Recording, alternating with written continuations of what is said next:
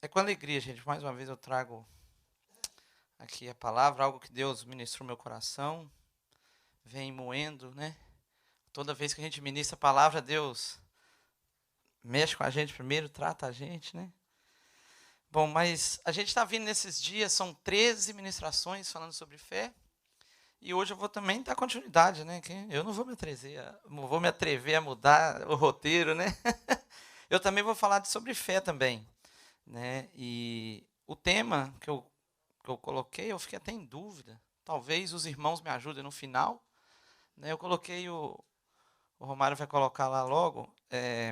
O tema seria fé do amor, ou eu fiquei em dúvida, o amor da fé. Aí eu não sei. Talvez no final da mensagem, vocês me ajudem a decifrar isso aqui que eu não consegui. Né? Se é a fé do amor ou se é o amor da fé. Bom, mas eu busquei muito, eu li bastante sobre alguns homens, né, principalmente Hebreus 11, homens, mulheres ali, pessoal que a Bíblia mesmo fala, né, heróis da fé. Não vai ser sobre no Hebreus 11 que eu vou ministrar aqui, vai ser outra passagem bíblica. Mas o que me chamou a atenção é porque toda vez que a gente começa a pesquisar, procurar, ler, né, e aprofundar um pouco mais na vida desses homens, né, por exemplo, a Bíblia fala de vários, né, fala de Abel, de Enoque, de Abraão, de Noé, de Davi, de Sansão, de Samuel, dos profetas, e vai citando ali vários nomes. Né, e o engraçado é que ali o escritor aos Hebreus, né, fala ainda que faltaria, né, tempo para se fosse detalhar a vida de todos, que chega um momento ali que ele simplesmente cita os nomes, não detalha, né, como no começo. E chama atenção isso, porque são vários. Né? E também a Bíblia, também ali, lendo Hebreus 11, narra também algo, né, que chama atenção também, que a Bíblia fala que esses homens e essas mulheres, né, os heróis da fé, eles não eram dignos desse mundo. E quando a gente começa a ler e fala assim, uau, esse pessoal aí não era nem digno, né, desse mundo, a própria Bíblia está falando isso, a própria palavra de Deus está falando, mas eu não quero aqui desanimar ou desencorajar você, falar assim, uau, esse pessoal aí está muito distante. Né? Como diria um jogador lá do Flamengo, Bruno Henrique, está em outro patamar esse pessoal. Né? Mas não é isso a minha motivação aqui hoje. Na verdade, é ao contrário, é encorajar, né, através do testemunho desses homens de fé, dos heróis de fé, que são vários, alguns estão na Bíblia, alguns têm nos livros históricos, né? Por exemplo, mesmo o pessoal que eu vou usar aqui hoje está num livro histórico, né, que são heróis da fé também. Pessoas que não balançaram, sempre ficaram firmes na sua fé. Né? Mas eu entendo, tá, gente? Esse pensamento, às vezes a gente começa a ler, estudar, e fala assim, uau, eu não chego lá não. Né? Mas a gente tem que perseverar, a gente tem que buscar. Né? E cumprir o propósito. Né? Eu achei engraçado o Vanderlei no começo aqui falou, né, da felicidade verdadeira. E eu vou falar aqui também um pouco sobre a felicidade também verdadeira. Né? E, mas a intenção verdadeira é de provocar, assim como eu fui provocado, o coração de cada um de vocês aqui. Né? Eu fui literalmente provocado ou desafiado, né, a me mover um pouco mais. Né, quando você vai estudando e vai lendo, você fala assim, uau, o que eu estou fazendo? Né, quando você para assim, o que eu estou fazendo do propósito de Deus tem para mim? O que eu estou fazendo da minha vida aqui? Né, que Deus preparou tudo para mim e às vezes a gente está fugindo do propósito. Porque nossa vida hoje, se a gente for honestos com nós mesmos, né, e eu falo isso por mim, hoje a gente está mais preocupado com as coisas desse mundo do que com as coisas de Deus. A gente está preocupado com a carreira da gente, né, com o trabalho. A gente está preocupado até com títulos, né? Títulos que a gente recebe. A gente está preocupado com cursos para melhorar, talvez, o desempenho. Mas o triste é que para melhorar o desempenho, na maioria das vezes, é no trabalho. Nunca é um curso para melhorar o desempenho no casamento.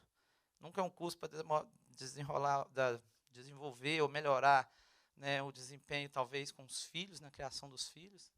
Né? Infelizmente, por isso que eu estou falando, se você for honesto com você mesmo, você vai reconhecer que hoje nós estamos preocupados, procurando muito mais as coisas para aqui, desse mundo. Né? Preocupado em ganhar mais e mais e mais e mais dinheiro, nunca é o suficiente. Teve uma lição do GP que fala sobre dinheiro, ela mexeu comigo. Eu sempre que eu tenho oportunidade, eu lembro disso, porque a gente fica aqui procurando isso. É dinheiro, esquece das coisas de Deus. Assim, o trabalho vai em primeiro lugar, a preparação para melhorar o trabalho vai em segundo, e se sobra um tempinho, vai alguma coisa para Deus. Essa é a grande verdade. Né? E por isso que eu digo, que quando eu me deparei com isso, eu comecei a estudar, eu falei assim, eu preciso de me mover um pouco mais. Né? E a gente fica procurando essas coisas, achando que vai encontrar o quê? A verdadeira felicidade. A gente acha que a felicidade está nessas coisas. Né? A busca pela realização pessoal, a gente acha que está nisso. Que a gente vai ser feliz de verdade, vai se sentir realizado buscando essas coisas. Mas a verdadeira felicidade está ligada diretamente. Ela está ligada diretamente com o propósito de Deus para a vida de cada um de nós. Se você quer ser feliz de verdade e quer se sentir realizado, você vai ter que saber qual o propósito de Deus para a sua vida. E aí sim, quando você alinhar, né, a sua vontade, que nós temos as nossas vontades. Cada um aqui tem a sua. Né? Mas quando você alinha essa vontade que você tem com o propósito de Deus, aí sim você vai ser feliz de verdade, você vai se sentir realizado. E é dentro desse propósito de Deus, desculpa, gente, que nós vamos nos sentir felizes, realizados, né, de verdade, e nada vai abalar a gente. Pode acontecer alguma circunstância contrária, você está no propósito de Deus. É o que acontecia com esses heróis da fé, quando você vê e vai estudar. O que acontecia? Eles tinham a direção de Deus, eles buscavam, eles clamavam, Deus direcionava, eles sabiam o propósito deles, não sabia como ia acontecer. Né? Deus não falou com nenhum deles, né? Vai que eu já... E mostrou tudo antes. Não, sempre foi pela fé, por isso que eles são heróis da fé. Eles perseveraram na fé, com Deus, crendo, confiando nele. Né? E teve um homem também, um herói da fé também, um homem importante também, que disse assim, né, que foi Agostinho: o meu coração descansa em ti. Né? Agostinho e esses homens, heróis da fé, eles se destacaram porque eles andavam no propósito de Deus. Eles oravam a Deus. Eles clamavam a Deus, como disse Jeremias, né, 29, 12 também, que eu tinha até marcado para me ler, né, que então vocês clamarão a mim, virão orar a mim, eu os ouvirei. Vocês me procurarão e me acharão quando me procurarem de todo o coração. Amém. Então, Deus, ele está querendo ser achado, gente. Ele está querendo ser procurado. Ele está querendo ser adorado. Mas a gente tem que querer isso também. A gente tem que querer buscar. Né? E quando a gente está no propósito de Deus, vem algumas circunstâncias difíceis na vida da gente. Pode ser num casamento, pode ser num relacionamento com filhos, amigos ou familiares mais distantes. Né? Alguns heróis da fé, eles sofreram um naufrágio durante a sua caminhada cristã. Eles sofreram açoites, né? Sofreram prisão, mas nenhum deles ele desistiu da caminhada. Eles passaram e suportaram tudo isso porque estavam onde? Alinhados com o propósito de Deus. Né? Todo esse tempo que eles andaram, que eles estiveram debaixo do propósito de Deus, eles não balançaram na fé, sempre ficaram firmes. E eu quero isso, né? Desafiar. Assim como eu fui também desafiado, ou mexido, ou balançado dentro de mim, sobre buscar esse propósito de Deus para a vida da gente. Qual que é verdade? Talvez você tenha uma direção. É aquela dali? É aquilo dali que está certo? Agora você só vai ter essa certeza se você estiver firmado com Jesus. Firmado na rocha, que a gente costuma dizer. Né? E quem se mantém aonde? Na rocha, a gente sabe que é solo fértil. Ele vai se manter o quê? Inabalável. Quem se mantém firme na rocha, ele não é confundido. Tá? Ele é uma pessoa firme, ele é uma pessoa decisiva, de opinião. Eu não estou falando opinião sua, ou minha, no caso. Opinião bíblica. Porque, tem respaldo bíblico naquilo que ele pensa, naquilo que ele acredita. Tudo baseado aonde? Né? Quem está enraizado em Cristo Jesus, ele não pode ser arrancado. Porque está enraizado com Jesus. Ele está na rocha ali. Ele não vai ser arrancado, ele não vai ser tirado. Por mais que ele seja, ele mesmo assim, ele ainda não vai balançar, ele não vai titubear. Nada pode ser tirar essa pessoa, ou seja, nenhuma circunstância vai poder tirar essa pessoa que está alicerçada ou que está enraizada em Jesus. E é somente vivendo alinhado com o propósito de Deus, alicerçado na rocha, enraizado com Jesus, é que nós vamos caminhar pela fé. E nós, eu creio nisso. Cada um de nós aqui, nós já somos um herói da fé. Cada um de nós aqui enfrentou uma circunstância difícil, ou para estar aqui hoje, ou para se converter, né? Ou até mesmo você se esforça, até mesmo no seu relacionamento conjugal, no seu relacionamento com filhos. De alguma forma, você é um herói também da fé. Não são só eles. Eles foram um nível grande. Mas o importante é que a gente também continue nessa caminhada. Eles foram um nível que serve de exemplo, serve de testemunho para nós, né? E o propósito de nós ficarmos firmes é de continuar sempre confiando no autor e no consumador da nossa fé. Nós estamos falando de fé, né? E a gente tem que continuar sempre confiante nele, porque ele é que é fiel. Ele é que é fiel para cumprir todas as promessas que ele fez para mim e para você. Se o propósito vem dele, ele vai te ajudar a seguir, mas você tem que confiar nele. O problema é que muitas vezes a gente, infelizmente, coloca o propósito de Deus a segundo plano e depois ainda vai reclamar com ele ainda, né? E aí, falando sobre, até um pouquinho aqui, felicidade, eu escrevi algo aqui que me chamou a atenção quando eu estava escrevendo. Falei, Deus, alguém vai se escandalizar com isso, mas não, é uma verdade, né? Para ser feliz, as pessoas não precisam de Deus. Para ser feliz, as pessoas não precisam de Deus. Agora, né, para ser feliz de verdade, aí é outra história. Aí você vai precisar. Por que eu estou falando que não precisa de Deus para ser feliz? Basta a circunstância ao seu redor. Ou seja, você não tem problema nenhum, você está achando que a sua vida está bem, né? Então, opa, aqui já está bom, vou andar aqui. Ou então, basta tudo que tiver ao seu redor andar a seu favor. Ou seja, você não vai encontrar pessoas que vão bater de frente com você, você vai andar do jeito que você quer, ninguém vai te contestar, e você vai estar achando que é feliz. Porque aí fora está cheio de pessoas assim. Por isso que eu estou falando que para ser feliz, as pessoas não precisam de Deus. Agora, para ser feliz de verdade, a verdadeira felicidade, aí sim, você se sentir realizado, aí você vai precisar de Deus. Aí você vai precisar de saber o propósito dele, né, que estiver debaixo do propósito dele para você, aí que você vai ser feliz de verdade e que você vai se sentir realizado. Né? No propósito de Deus, se você lembrar, Jesus, né, no barco lá na tempestade com os discípulos, Jesus ele estava debaixo do propósito que Deus colocou para ele fazer. E ele estava na tempestade junto com os outros discípulos, que ainda não tinham entendido o propósito. E Jesus estava o quê? Descansando. Quando alguém está no propósito de Deus, ele descansa também em meio à tempestade. Porque ele sabe que quem está no controle é quem? É o próprio Deus. Se ele colocou ali, ele vai te guardar, ele vai te cuidar, porque o propósito dele ainda não se cumpriu na sua vida. Se cumpriu, aí é outra história. Mas se não se cumpriu, descansa nele. Descansa nele que ele vai cuidar. E aí eu gostaria, né, uma pergunta que eu fiz para mim também aqui. Você sabe qual é o propósito de Deus para a sua vida? Você sabe? Você tem certeza do propósito de Deus tem para você? Você já tem certeza disso? Né? Tudo que é criado tem um propósito. Tudo que o homem também cria tem um propósito específico. Por exemplo, essa cadeira aí que você está sentada, foi um homem que criou. E ela tem um propósito. E ele criou de várias maneiras.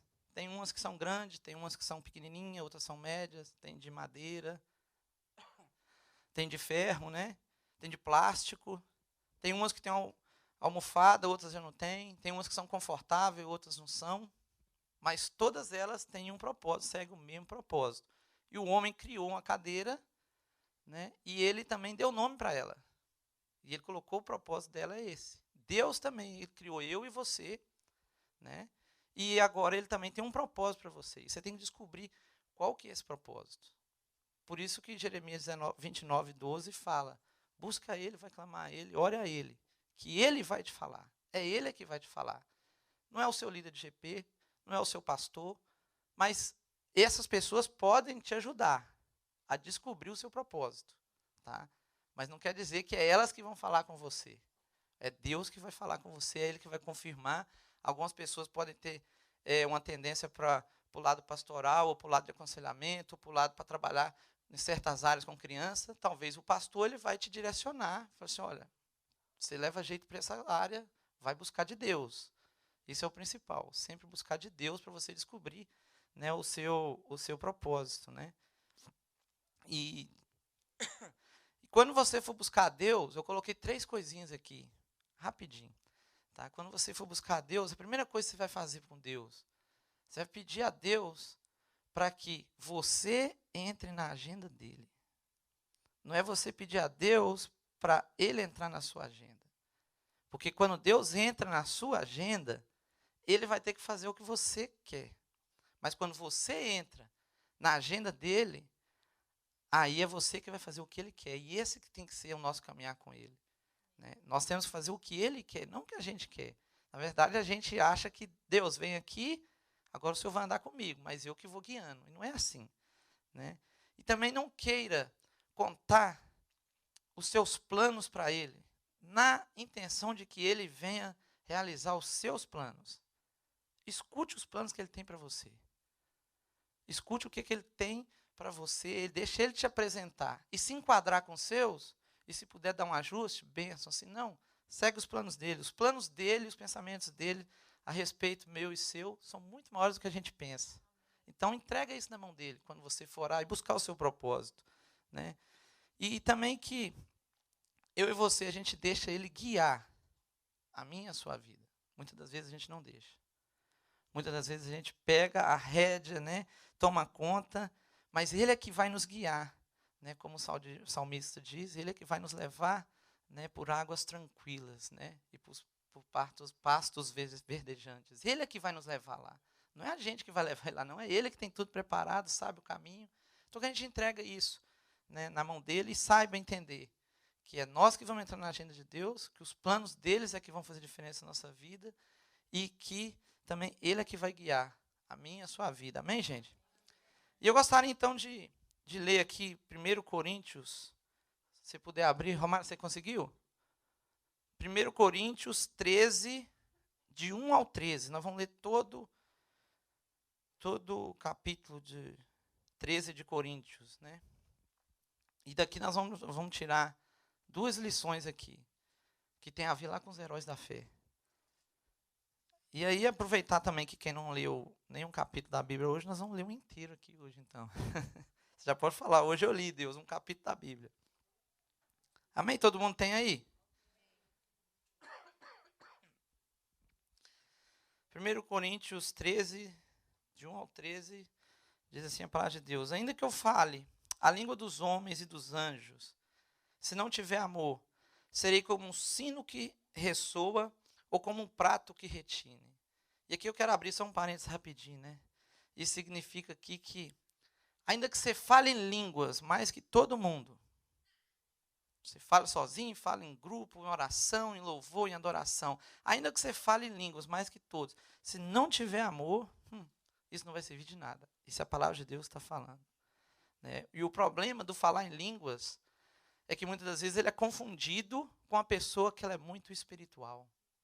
Né? E eu sou a favor, tá, gente? Eu prezo e sou apaixonado pelo dom de línguas. Mas nós temos que entender isso aqui, ó, amor. Por isso que lá eu coloquei a fé do amor, o amor da fé. Mas vocês vão entendendo, por isso que eu falei lá, vocês vão me ajudar a decifrar esse pequeno enigma, né? Continuando, ainda que eu tenha dom de profecia, saiba todos os mistérios e todo o conhecimento, e tenha uma fé capaz de mover montanhas, se não tiver amor, nada serei. Ainda que eu dê aos pobres tudo o que possuo, e entregue o meu corpo para ser queimado, se não tiver amor, nada disso me valerá. Eu queria fazer até uma pausa aí também. Aqui nós aprendemos outra coisa aqui, né, nesse versículo. Né, que mesmo se eu entregar tudo, vender tudo que eu tenho, entregar para os pobres, se não tiver amor, não vai valer de nada. Porque nós não vamos impressionar Deus com isso. Deus não é impressionado pela motivação que a gente faz, ou muitas das vezes algumas pessoas fazem para aparecer. Vamos colocar assim, não. A motivação tem que estar correta, tem que ser por amor.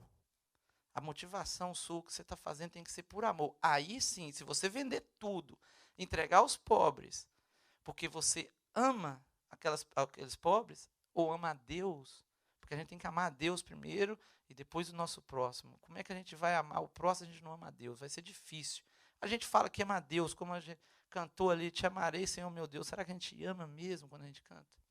Cantar é fácil, agora nas nossas atitudes no dia a dia, demonstrar esse amor que a gente diz ter por Deus, para o próximo, é bem diferente. Principalmente para os nossos inimigos, que Jesus ainda coloca uma dificuldade grande para a gente, né, que é amar os nossos inimigos, orar por eles. É complicado. Por isso que eu estou aqui hoje para encorajar você e a mim também a fazer isso, a ter essas atitudes. Né? Tudo que você fizer, faça por amor. Continuando a leitura, o amor é paciente, o amor é bondoso, não inveja, não se vangloria, não se orgulha, não maltrata, não procura seus interesses, não se ira facilmente, não guarda rancor. O amor não se alegra com a injustiça, mas se alegra com a verdade. Tudo sofre, tudo crê, tudo espera, tudo suporta. O amor nunca perece, mas as profecias desaparecerão, as línguas cessarão, o conhecimento passará, pois em parte conhecemos e em parte profetizamos. Quando, porém, vier o que é perfeito, o que é imperfeito desaparecerá. Quando eu era menino, falava como menino, pensava como menino e raciocinava como menino. Quando me tornei homem, deixei para trás as coisas de menino. Agora, pois, vemos um reflexo obscuro como um espelho, mas então veremos face a face. Agora conheço em parte, então conhecerei plenamente da mesma forma com que sou plenamente conhecido. Assim permanecem agora estes três: a fé, a esperança e o amor. O amor deles, porém, é o maior. Três coisas aqui permanecem: fé, esperança e o amor. Agora, sabe por que o amor, porém, como diz aqui Paulo, é o maior? E não a fé é o maior? É uma pergunta interessante, né? Por que o amor, Paulo vem a dizer que ele é maior? No céu, vocês acham que vão precisar de fé, de esperança, ou lá vai ter só amor? Lá vai ser amor. Fé a gente precisa para caminhar até lá. Esperança a gente tem que colocar em Deus, que vai chegar lá um dia, que nós vamos estar juntos, que Ele vai vir e vai buscar cada um de nós aqui, em nome de Jesus. Mas o amor, ele é mais importante porque lá, quando a gente estiver com Ele, lá que o amor vai reinar. Amém, gente?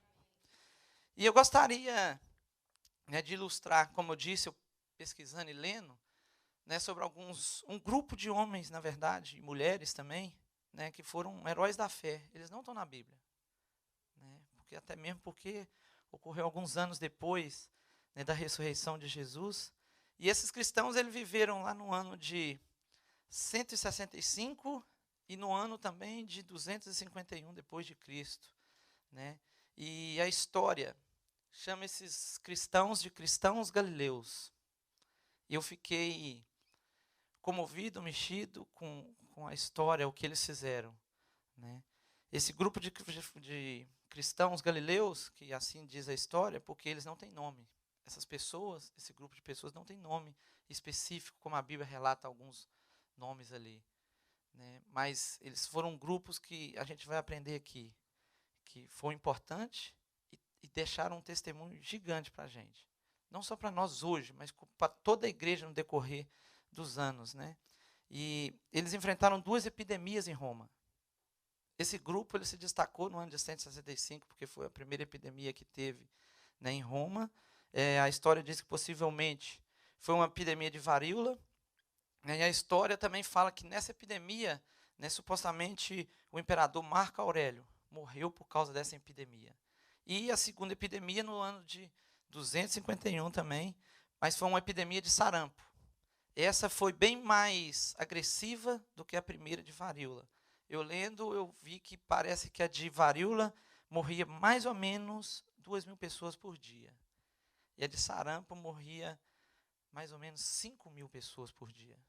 Né? E essa segunda epidemia devastou mais ou menos 25% da população da época. De tão grave que ela foi. Né? E se alguém quiser pesquisar, ler também, eu encorajo, tá num livro chamado Crescimento do Cristianismo, escrito por Rodney Stark. Eu não sei se eu falei certo, né, mas se eu fosse falar no portuguesado, seria Rodney Stark, né, que baseia tudo isso que eu vou ler aqui agora da história dele, desse povo, né, que eu peguei ali, que chama muita atenção. O bispo, talvez alguém já ouviu falar, quem leu uma história, né, sobre o cristianismo, vai lembrar desse bispo Dionísio de Alexandria, da época. Ele chegou a dizer sobre essa segunda epidemia: quem dera se nós tivéssemos passado pelo que passaram os egípcios, porque lá morreu um de cada família, e agora aqui estão morrendo famílias inteiras, está sendo devastada a cidade de Roma. E nessa época de epidemia é que veio surgir, né, esses cristãos galileus. Imagine que quando saiu essa epidemia gravíssima, essa segunda, os sacerdotes fugiram da cidade, né, os líderes religiosos, médicos fugiram de lá. Imagina que a epidemia estava lá, os médicos, porque eles tinham mais condições, fugiram. E o pessoal também que tinha mais posse, eles fugiram, deixando ali a grande maioria do povo que não tinha condições para sair daquele lugar. Então ficaram em Roma somente os pobres, né, e as pessoas mais necessitadas e mais doentes também, né. E esses homens, cristãos galileus, Deus tocou, o Espírito Santo deles tocou no coração deles, no ano de 165, para que eles fossem a Roma, cuidar desse povo que ficou para trás, né, na época da epidemia. Só que é engraçado, a gente começa a pensar, né, que se os filhos, os próprios filhos, a história diz que estavam abandonando os pais, com medo de pegar a doença e morrer, os próprios pais, eu não consigo imaginar isso, mas os próprios pais estavam abandonando seus filhos também, largando para trás e fugindo para que não morressem com medo da morte. E Deus levanta um povo, né, lá na Galileia, para sair de lá, deixar lá os seus filhos, deixar suas esposas, muitas vezes seus maridos, e cuidar de alguém que nem conhecia. Isso foi Deus, é Deus que faz. Isso no ano de 165. E eu imagino, a história diz que quando eles chegavam, eles encontravam cadáveres pela rua fora, né, fora de casa, e pessoas também doentes ali misturadas, que se estavam abandonadas, quem ia cuidar? E esses homens, o que eles fizeram? Eles cuidaram, né? E eles procuraram ali, a história diz que eles procuraram doentes, procuraram as casas onde eles moravam, se não encontravam onde conseguir abrigo, ia ali cuidar. E agora você imagina o que acontecia com esses cristãos que foram ajudar essas pessoas. Eu não consigo de verdade imaginar um amor tão grande assim no nosso dia hoje, que a gente não tem tempo para trocar uma mensagem às vezes, né? Não vou nem falar para ligar. Visitar, então, esquece, isso aí está fora de cogitação. Mas para simplesmente trocar uma mensagem, você está tudo bem? Certa vez eu ouvi, né, dos nossos pastores, ninguém manda mensagem, raramente. Se você manda, parabéns, né, perguntando como é que ele está, se está precisando de oração, se está tudo bem, né. Nós somos muito egoístas, infelizmente, nessa parte. A gente cobra dele, a oração dele por nossas vidas, a oração da pastora por nossas vidas. E a gente, o que eu e você nós estamos fazendo para cobrir a vida deles também de oração, né? Imagina você que os pais estavam largando, e aí aquele outro grupo larga os seus filhos para ir cuidar dos filhos dos pais que largaram, que abandonaram. Tudo por amor a quem? Amor de Deus. Está onde? Debaixo do propósito de Deus. Por isso que eu falei no comecinho sobre o propósito. Sobre aquilo que você quer para a sua vida está alinhada com o propósito de Deus. Que aí você vai cumprir e você não vai balançar. Porque imagina você chegar lá, encontrar as pessoas ali doentes, sabendo que aquilo dali é contagioso, pode passar, que algumas pessoas têm o sistema imunológico forte, mais forte que as outras e não vão pegar. Outras vão pegar e não vai agir como é diferente, é um vírus. Mas tem um risco. E aí, você vai arriscar? Eu confesso a você que ia ser difícil. Se eu falar que eu iria assim de bucha, eu estou sendo hipócrita. Deus ia ter que falar muito no meu coração. E aí, eu ia fazer como Gideão, confirma assim, confirma assado, para ver se eu iria mesmo. Mas o engraçado, João 3,16, todo mundo conhece, né? João 3,16 diz assim: porque Deus amou tanto o mundo, que deu seu Filho unigênito para que todo o que nele crê não pereça, mas tenha vida eterna. Mas olha o que diz João, 1 João 3,16 também. Nisso conhecemos o que é o amor. Jesus Cristo deu a sua vida por nós e devemos dar a nossa vida por nossos irmãos. Olha, João 3,16 e 1 João 3,16 muda. Deus deu a vida do Filho dele para que todo aquele que nele crê não pereça. Agora a coisa volta, hein? Nós já conhecemos esse amor e agora nós devemos fazer o quê? O mesmo que Jesus fez por nós. E esses cristãos ali galileus, né, eles viveram esse amor. Eles entenderam que aquele que salvar a sua vida, segundo o próprio Jesus disse, aquele que busca salvar a sua vida vai perder.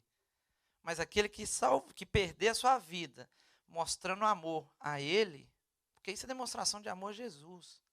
Não vem falar que eles estavam fazendo porque eles amam, não. A misericórdia, a compaixão tomou conta deles, porque Jesus fez por cada um deles que entenderam o sacrifício de Jesus naquela cruz. Aí quem faz isso por amor de Jesus, aí sim vai ganhar a sua vida. Isso é Jesus falando. Né? Esses irmãos ali, eles viveram neste mundo, mas você lembra Hebreus 11 que eu falei que a Bíblia narrava que aqueles heróis da fé não eram dignos desse mundo?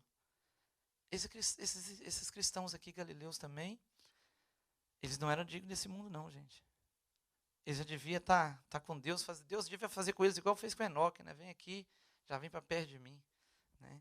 Esses irmãos, eles entregaram as suas vidas de verdade para Jesus. De verdade. Você lembra que eu falei lá atrás? Quando você orar, você entrar nos planos, na agenda de Deus, depois deixar Ele te guiar também. O guiar é o último passo, né? Eles de verdade entregaram suas vidas a Deus. E eles foram guiados por Deus. De verdade mesmo. Diferente de mim hoje, né? Infelizmente. Né? Esses irmãos, eles não fizeram nenhum milagre. Tá? Eles chegaram ali, eles simplesmente foram cuidar das pessoas.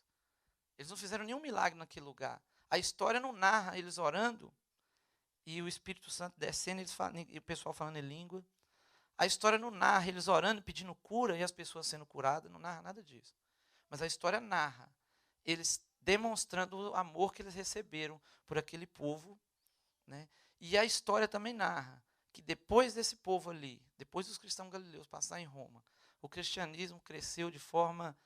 A gente tem costume de ver na Bolsa de Valores crescendo assim na vertical, mais inclinado. A história narra que ele foi assim, reto para cima. De tanto que cresceu, demonstração do amor. Ou seja, a fé deles fez com que eles demonstrassem o amor. Aí agora eu já não sei se é o amor que fez com que a fé deles em Deus continuasse. Vocês vão me ajudar no final. Imagina que as pessoas perguntavam, né? As pessoas sendo cuidadas. Porque a gente pergunta, quando alguém faz algo extremamente bom para a gente, você quer saber de onde é que está vindo aquilo ali. Essa é a nossa chance também de demonstrar o amor como eles fizeram. Não dessa forma, porque hoje em dia, também esse mundo aqui, nosso meio, nós também estamos vivendo uma epidemia. Algumas epidemias, eu diria. Né? Até coloquei aqui, ó, epidemias do egoísmo, epidemias do egolatria, né, da egolatria, que é aquela pessoa, né, de si mesma, epidemia da prosperidade, que infelizmente o evangelho está sendo pregado de uma forma diferente, e aí vira uma epidemia da prosperidade, que alguns até, isso para mim é um absurdo, né, colocar em dúvida a vida da santidade da pessoa pela prosperidade dela. Quer dizer, se você não está prosperando, você não está andando bem com Deus, você está em pecado. Bom, epidemia também do milagre, infelizmente, é assim, né? As pessoas vão atrás de milagre, onde é que tem um pastor ali, ou alguém ali, um missionário, ou algo que ora ali e acontece na hora, imediatamente, isso também está virando uma epidemia. A epidemia do eu, esse aqui eu confesso que mexeu comigo, onde a gente ora muito mais preocupado com nós mesmos, ou com nossos entes queridos, do que pelo próximo. Eu não estou nem falando de ir fazer algo para alguém, orar somente, né, para alguém. Nós também estamos vivendo epidemia também de insensibilidade. As pessoas estão passando dificuldade ao nosso lado e a gente não tem a sensibilidade de ajudar. Ou sensibilidade também de escutar o Espírito Santo de Deus falando com a gente. Epidemia também da mediocridade. Porque nós somos, gente, essa é uma grande verdade. Nós somos medíocres na nossa fé. Epidemia, essa é a pior de todas, do esfriamento com Deus. Porque essa epidemia aqui do esfriamento com Deus pode nos levar para a morte eterna. A outra lá matava o físico. Do esfriamento com Deus, ela leva a gente para a morte eterna. Porque você não vai buscar, você não vai depender. Você vai achar que você é feliz com as circunstâncias ao seu redor, que não precisa de Deus, que não depende de Deus. E é o que está acontecendo aí. Por isso que eu falei lá atrás, né, que as pessoas não precisam de Deus para ser feliz. Precisam de Deus para ser feliz de verdade. Para se sentir realizada de verdade. Né? E aquele povo lá, esse povo cristão lá, né, da Galileia, eles realmente estavam comprometidos com Deus até a morte. E aí eu pergunto para mim, até que ponto eu estou comprometido com Deus? Até que ponto eu estou de verdade comprometido com a obra dele, com a palavra dele e com o propósito dele para a minha vida?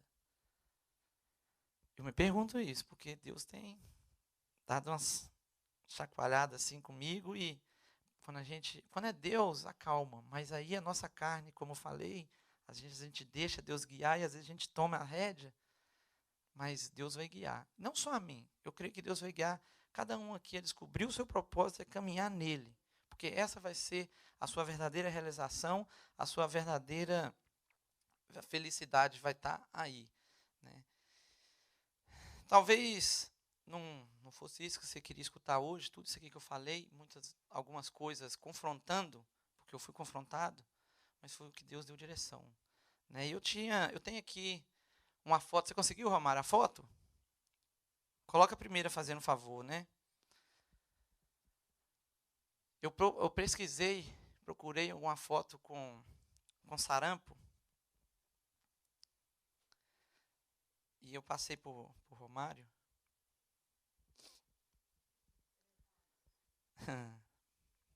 É triste, né? Dá nojo a gente olhar assim. Essa é a verdade, né? Essa é a foto de alguém com sarampo infestado. Né? Aquele povo que chegou naquela cidade viu isso aí. Viu essa imagem.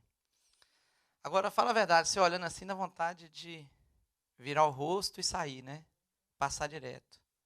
Só que eles não viram uma ou duas pessoas assim, não. Tem outra também, não tem, Omar? Passa aí, por favor. Isso aí é no corpo. Né? Agora, imagina você sabendo que isso aí pode estar com você. Ou se vai o casal para a obra, a minha esposa pode pegar, ou eu. E aí? Por que eu procurei? Porque no livro fala que a imagem deveria ser terrível. E é. E é. A gente está vendo uma pessoa ali, a gente viu um rosto. Agora imagina você ver, são 5.000 por dia, gente, que morreu na segunda epidemia. Eu imagino o desespero que não deve ter sido. Né? Mas existem pessoas que estão assim, ó, ao nosso redor. Só que estão por dentro, assim. Desse jeito ali. Todo estourado, podre. E o que nós estamos fazendo com essas pessoas que não estão ao nosso redor, que estão assim? A gente está preocupado com a gente mesmo, né? Tem uma carta também do bispo de Alexandria, que é essa daí. Dionísio, bispo de Alexandria. Esse foi um homem que ele escreveu depois de tudo que aconteceu e tudo foi resolvido ali, a coisa baixou. Né? E ele diz assim: muitos de nossos irmãos cristãos revelaram um amor e uma lealdade sem limite, jamais se poupando e pensando apenas no outro. E aí, quando você lê assim, né, essa carta, alguém já grifou ali, eu imagino, mas ali, o que me chamou a minha atenção, pensando apenas no outro. Quantas vezes, olha o que eu pensei, né? Essa é uma grande verdade. Quantas vezes eu vim aqui no altar de Deus pensando em alguém? Eu sempre vim aqui pensando em mim, na minha esposa, na minha filha, no meu casamento, ou no meu trabalho, ou só por mim mesmo. Mas quantas vezes a gente já pensou apenas, olha lá, pensando apenas no outro. Né? Seguindo a carta, sem levar em conta o perigo, encarregaram-se dos doentes, satisfazendo todas as suas necessidades e prestando-lhes assistência em Cristo. E com eles partiram dessa vida serenamente felizes. Olha lá, ó. Partiram dessa vida serenamente felizes. A felicidade de verdade.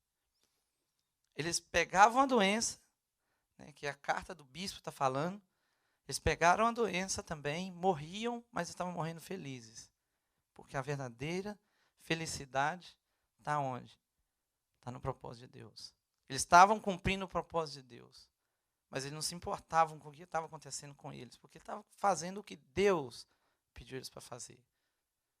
Por isso que eles estavam lá, serenamente felizes. Pois foram infectados por outros que estavam com a doença, contaminando-se com a enfermidade dos seus semelhantes e alegremente aceitando suas dores. Muitos deles, ao tratarem e curarem os outros, transferiram a morte alheia para si mesmo e morreram em seu lugar. Os melhores de nossos irmãos perderam sua vida dessa maneira.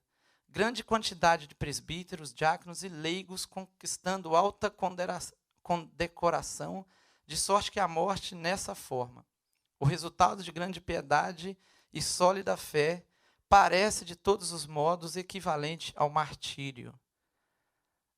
Parece, olha só, gente, parece, o bispo falou, parece de todos os modos equivalente ao martírio. Isso é um verdadeiro martírio.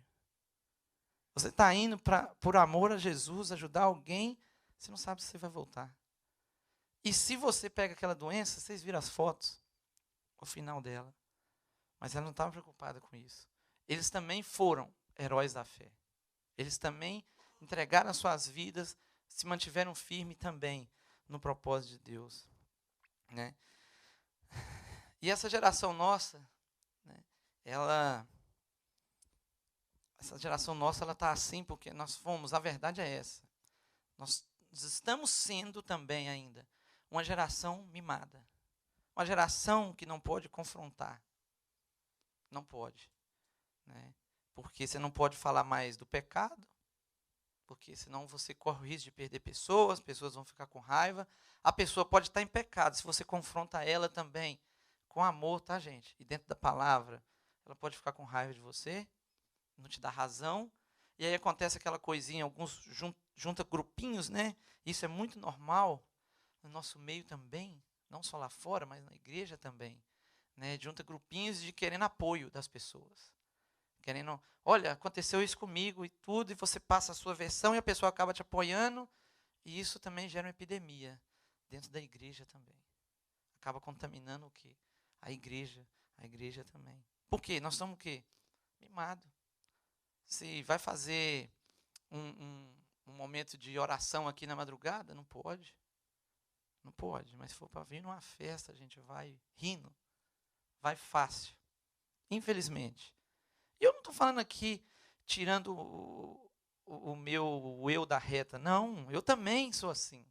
Eu também. Algumas vezes, quando foi feito aqui, né, culto, fazia o culto e ficava aqui às madrugadas, algumas vezes eu fiquei aqui reclamando.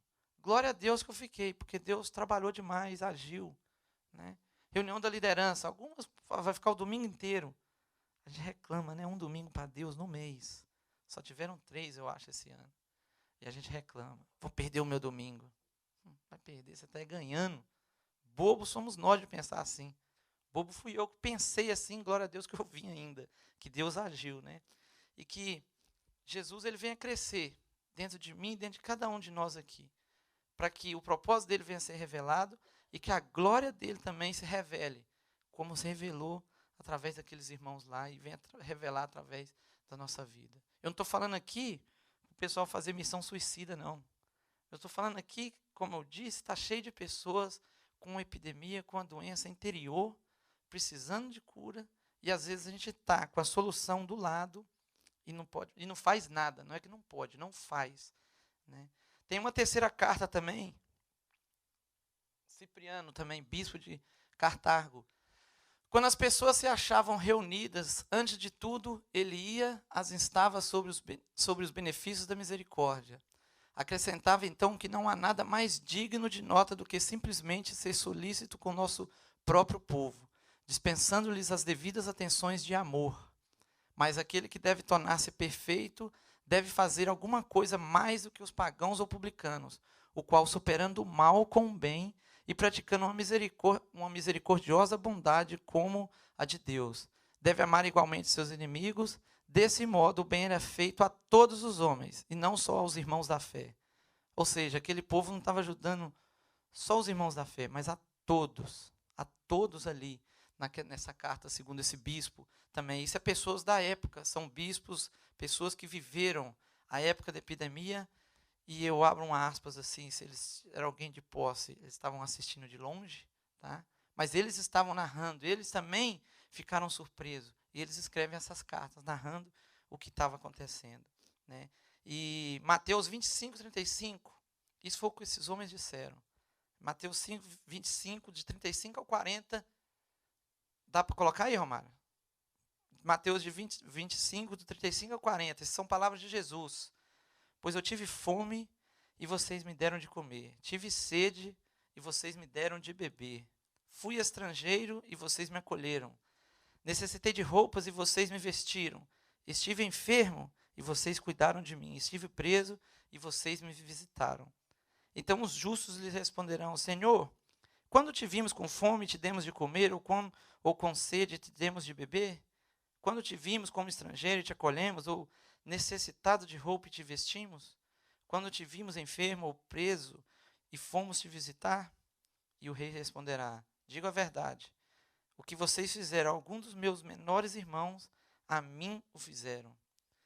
E por que a gente coloca aqui? Porque esse povo aí, os cristãos galileus, Jesus é quem vai falar com eles. Vocês fizeram foi a mim. Vocês não fizeram para ele. Eles vão escutar isso da boca de Jesus, né? Então, o primeiro ponto era o que? Era o amor. Mas agora tem um segundo ponto que esses cristãos galileus eles nos ensinam. É um amor incondicional que eles aprenderam de Jesus. O segundo ponto é passar isso para a próxima geração. Isso é um desafio também nos nossos dias de hoje. Porque aquilo que eu aprendi lá atrás, muita coisa que foi bom para a formação do meu caráter, e olha que eu não estou falando só de princípios e valores bíblicos, tá? Mas eu estou falando em relação ao respeito, né? De respeitar os mais velhos, né? Que isso vem, os nossos pais ensinaram isso. E muitos de nós estamos negligenciando isso para os nossos filhos. Talvez porque foi cobrado de uma forma mais dura, mas deixa eu falar uma coisa, o que foi cobrado mais duro para mim é porque minha mãe me conhecia muito bem e sabia que se a chinela não cantasse, eu não ia consertar, não ia resolver, não ia respeitar. E glória a Deus porque o bicho pegou para o meu lado. Glória a Deus por isso. Porque eu sou hoje assim, glória a Deus. E minha mãe também que me levou ali na rédea curta. Tem uma coisa que eu vejo hoje, eu fico triste. O meu pai nunca me bateu. Nunca. Nunca precisou também. Né? Perto dele, era pianinho. Mas ele só olhava, ou então quando eu estava longe, ele assoviava. E perna para casa. Ou parava de fazer o que eu estava fazendo. Hoje, gente, eu vejo as crianças aí, não vou nem comentar. Mas o porquê que é importante a gente passar isso para a segunda geração? Porque no ano de 165, como eu falei, os cristãos da Galiléia foram para lá, para Roma. E no ano de 251, isso aconteceu de novo. Eu não estou falando que foram os pais que voltaram lá, não, mas eu estou falando que os pais desses cristãos que foram lá, eles mantiveram o testemunho, o ensinamento, o ensino dos princípios, dos valores que eles aprenderam com a Bíblia na caminhada com Jesus. Né? Hoje em dia, a gente não está passando isso para os nossos filhos, principalmente nesse mundo de hoje, que está difícil você aplicar os princípios e os valores cristãos, porque quando chega lá fora, eles misturam tudo, embaralham tudo, colocam uma grande confusão. Mas os nossos filhos, eu creio nisso, eu tenho certeza, porque a gente vai vendo na caminhada, eles olham para a gente primeiro. Era para o meu pai e minha mãe que eu olhava primeiro. Eu ia para uma festa, tinha um grupinho bagunçando, eu lembro. Se minha mãe não pegasse e me puxasse, quer dizer, assim, era o sinal verde. Pode brincar. Mas se segurasse, eu só olhasse assim, ó. A gente olha para os pais da gente. Os nossos filhos também estão olhando para a gente. Estão olhando, ó, querendo o quê? Direcionamento, querendo testemunho da gente. Só que muitas das vezes, a gente esquece de passar esse ensinamento. A gente pega só para a gente, aplica na nossa vida e não repassa para os nossos filhos. E a Bíblia tem exemplo disso. Tem exemplo de Samuel, o próprio Samuel, o grande profeta, né, falava com Deus, ungiu Davi, o rei Davi, ungiu 2 reis, Saul e Davi. Ele falhou, a Bíblia narra isso, ele falhou ao passar isso para os seus filhos. Né? Antes de Samuel, teve o profeta Eli também, ele também falhou, ele não passou isso para os seus filhos. E aconteceu que a outra geração não acompanhava, não fazia o que os pais não ensinavam. Tem outros também, teve o rei Ezequias com o filho Manassés também, né, que também não passou, estrubicou o filho também, não vai. Gente, nós temos essa responsabilidade de passar o nosso ensinamento, os princípios, principalmente os princípios e os valores bíblicos, que são o principal para os nossos filhos. Vai acontecer dificuldade? Vai. A escola vai atrapalhar? Vai, se a gente deixar. Mas se a gente for firme ali, não desanimar, buscar em Deus, clamar a Ele, vai dar certo. Vai ter uma geração aí que vai acontecer como aconteceu lá atrás, quando esse cristão Galileu. A circunstância vai levantar, as pessoas vão estar precisando e os nossos filhos vão estar se levantando e indo ajudar a fazer na obra também. Amém? O problema é que muitas das vezes a gente acha que nós estamos ensinando a coisa certa. Aí eu trabalho demais, estou ensinando ao meu filho que ele tem que trabalhar. Bom, tudo bem, você pensa assim, tudo bem. Né? Eu não estou falando também para não trabalhar, não, porque tem alguns aí que falam assim, o Godinho não trabalha mais. Não, eu estou falando para você ensinar a coisa certa. Trabalhar com sabedoria, trabalhar buscando direção de Deus. Ele é que vai direcionar. Talvez você está no trabalho, se matando, se esforçando, e aí, não é aquilo ali que Deus quer para você, mas insiste, né? Você não entra na agenda de Deus, Deus é que tem que entrar na sua agenda, e aí você insiste ali. E deixa eu falar uma coisa, daqui 100 anos, gente, esse trabalho nosso aí, tudo que a gente fez, o que a gente compra, o dinheiro que a gente ganha, ninguém vai lembrar de você. Agora, se eu e você, a gente deixar princípios e valores para os nossos filhos, para os nossos netos, e aí esses valores foram sendo passados, aí vocês vão lembrar. Isso eu aprendi com meu pai. Isso eu vi o meu avô fazendo. Meu pai aprendeu lá com meu avô. E meu avô aprendeu com outro avô. E assim vai. A gente tem que entender isso. Por isso que é importante o amor e a gente permanecer ensinando para a próxima geração. Nunca desanimar. Amém, gente? Nossos filhos vão precisar desses ensinamentos, gente. Mais do que nós precisamos. Porque a coisa o cerco só vai fechando, a coisa só vai piorando. Não vai ficando mais fácil, vai ficando mais difícil. Ou seja, a fase do game vai só complicando, vai apertando. Porque nós estamos chegando nos tempos finais. E a Bíblia narra isso. E se nós não formos fiéis à palavra de Deus e passar isso para frente, infelizmente, eu temo pelo futuro dos nossos filhos, se a gente não for firme nisso, não for radical de verdade. Nós temos que ser radical, essa é a palavra. Porque o mundo aí fora não está brincando. Não está brincando. Eles vêm, na sutileza, essa é a palavra, na sutileza, e vai enrolando até a gente, tá? Até a gente vai sendo enrolado, vai sendo engrupido, né, que nem fala, né, no interior, vai sendo engrupido ali, e vai aceitando e vai deixando passar batido. Amém? E eu queria terminar aqui, mas eu queria fazer um desafio a você. Eu vou fazer um apelo aqui, meio doido, tá? Quando eu falei aqui que muitas das vezes eu orei por mim mesmo, ou por minha esposa, ou por meus filhos, ou pelo meu trabalho, eu não falei brincando, eu falei uma verdade. E quando eu falei que muitas das vezes eu vim aqui no altar, pedir para mim, para minha família, né, e nunca vim, talvez eu nunca vim, gente, olha que vergonha, pensando em alguém. Eu quero abrir essa oportunidade para você. Não tem coisa melhor do que você ver alguém entregar sua vida para Jesus. Você vê o caminho dela sendo transformado. Eu me emociono quando eu penso nisso, porque eu lembro da minha vida. Tá? Eu lembro como destruída estava a minha vida. E quando eu entreguei minha vida a Jesus, tudo mudou. Não é fácil a caminhada, né? Porque a gente toma a direção das coisas. Mas eu queria dar a oportunidade para você vir no altar representando alguém. Representando alguém. Fala, Deus, eu estou indo representar essa pessoa. Porque para que ela aceite Jesus, né, para que ela entregue a sua vida a Jesus. Que eu acho que isso é o principal. Quando aqueles cristãos foram cuidar das outras pessoas, talvez eles não imaginavam o crescimento que a igreja, por isso que o livro chama Crescimento do Cristianismo, e isso está lá no livro, porque conta como a igreja veio crescendo durante os séculos. Né? Eles não imaginavam que aquilo, a atitude deles, o ato deles ali de amor e fé, iria gerar um crescimento gigantesco da igreja. Mas eu queria que você viesse aqui já imaginando que alguém, através de você, que você está representando, não precisa ser nessa igreja não, gente. Igreja é o de menos. Nós temos que preocupar com a pessoa receber Jesus. É Jesus que manda. Não é igreja, não é placa, não é pastor, não é denominação, é a palavra de Deus e Jesus. Mesmo que você venha aqui, essa pessoa aceita Jesus lá no Brasil, olha que benção. Glória a Deus por isso. E eu queria desafiar nessa loucura aqui que Deus vai fazendo, né? Você vem aqui representando alguém, se você tem alguém que não é convertido. Mas venha com fé, porque eu creio que Deus faz, amém?